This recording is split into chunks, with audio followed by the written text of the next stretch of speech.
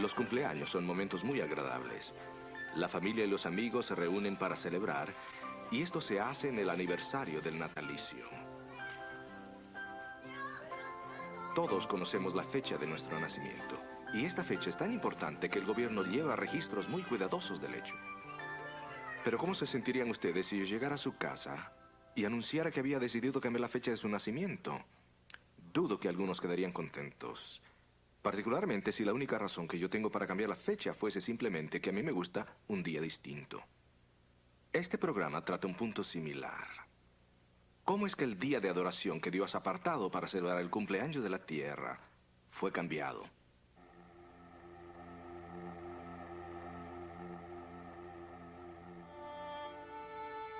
La autoridad de Dios ha sido desafiada desde el comienzo de la existencia humana. En el jardín del Edén, Adán y Eva decidieron desobedecer el mandato de Dios de no comer del árbol del conocimiento del bien y el mal. Más tarde, a la nación de Israel se le advirtió de no poner su confianza en los dioses de las otras naciones. En Deuteronomio 12, 30 al 32, por ejemplo, Dios le dio instrucciones específicas sobre la forma que debían adorarlo. Pero Israel fracasó vez tras vez al no obedecer este mandato. Constantemente desafiaba la autoridad de Dios, adoptando las prácticas de adoración y los dioses paganos que los rodeaban. Para ganarse la lealtad de Israel, Dios demostró su superioridad sobre los otros dioses en muchas ocasiones. Uno de los más dramáticos encuentros entre el Dios del cielo y los dioses paganos se llevó a cabo en el Monte Carmelo, al norte de Israel.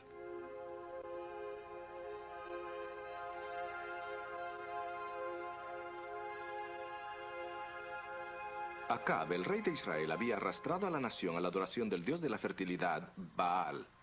Se adoraba a Baal porque era responsable de enviar la lluvia y hacía crecer las siembras. Pero el Dios de Israel mostró su superioridad sobre Baal al traer una sequía que duró más de 3 años. ¿Cuánto tiempo estaréis indecisos entre dos opiniones? Si el Señor es Dios, adoradlo. Y si Baal es Dios, adoradlo a él. El pueblo guardó silencio. Consigamos 2 toros. Que los profetas de Baal corten un toro en pedazos y que lo coloquen sobre la leña de un altar, pero que no le prendan fuego. Yo haré lo mismo. Luego que los profetas de Baal oren a su Dios y yo oraré al mío. Entonces, el Dios que conteste con fuego, ese es el verdadero Dios. Y el pueblo respondió, lo que dices está bien. Así que los profetas de Baal gritaron frente a su altar hasta el mediodía. Pero su Dios no envió fuego, ni una chispa. Así llegó el turno de Elías. Dio una orden extraordinaria. Pidió que se derramaran 12 cántaros de agua sobre su altar. Entonces oró. Oh Dios de Abraham, de Isaac y de Israel, haz saber hoy que tú eres el Dios de Israel y que yo soy tu siervo y que he hecho todo lo que me has ordenado. Contéstame, oh Dios, para que esta gente sepan que tú eres Dios y que estás reviviendo sus corazones.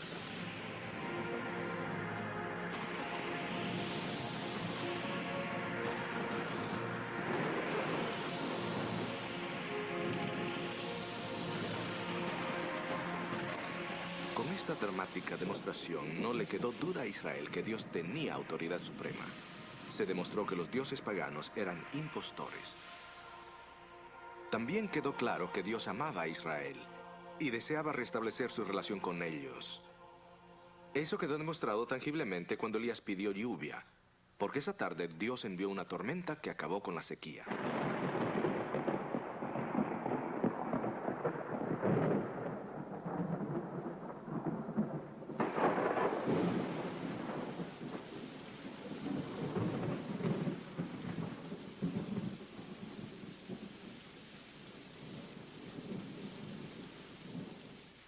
Desafortunadamente, las demostraciones de la autoridad de Dios durante la historia de Israel no dejaron profunda impresión.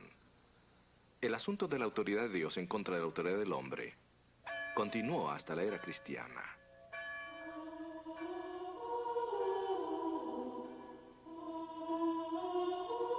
Mientras la iglesia crecía, los apóstoles predijeron que se levantarían falsos maestros que corromperían la enseñanza de la Escritura. Estos falsos maestros traerían furtivamente ideas que minarían la autoridad de Dios y su ley. En este programa examinaremos en detalle cómo impactó este proceso la autoridad de Dios y sus mandamientos, y cómo esto afectó también las creencias y prácticas de la iglesia. Escuchemos entonces a Alejandro Brullón en su tema titulado Una ley desafiada.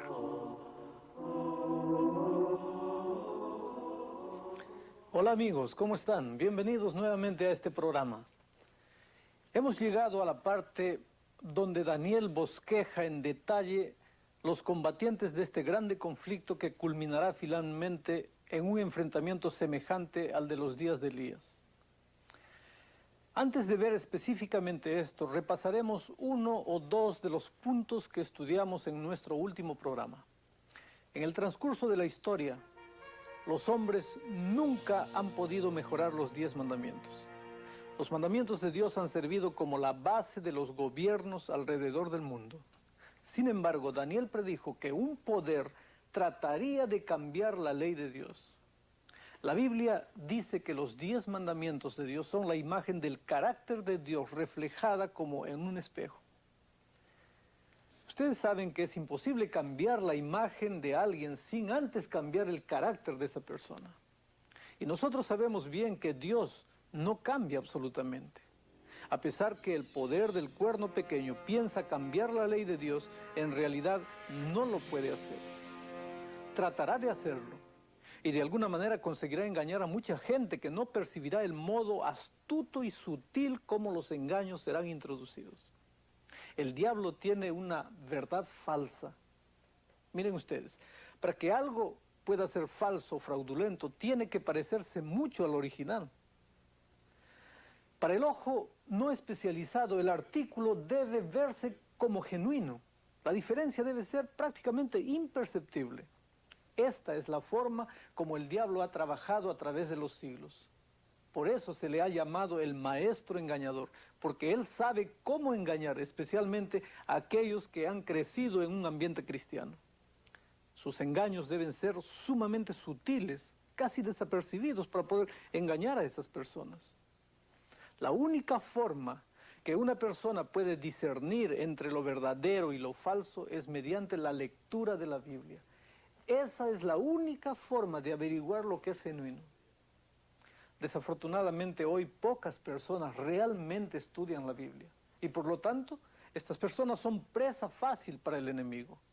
El diablo usa términos bíblicos para sus engaños, términos que suenan bien y la mayoría cree que todo eso es correcto. Dentro de unos instantes veremos cómo el diablo ha engañado a la vasta mayoría de personas alrededor del mundo con su engaño magistral.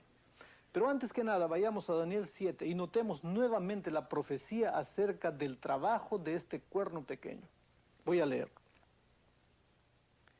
Y hablará palabras contra el Altísimo.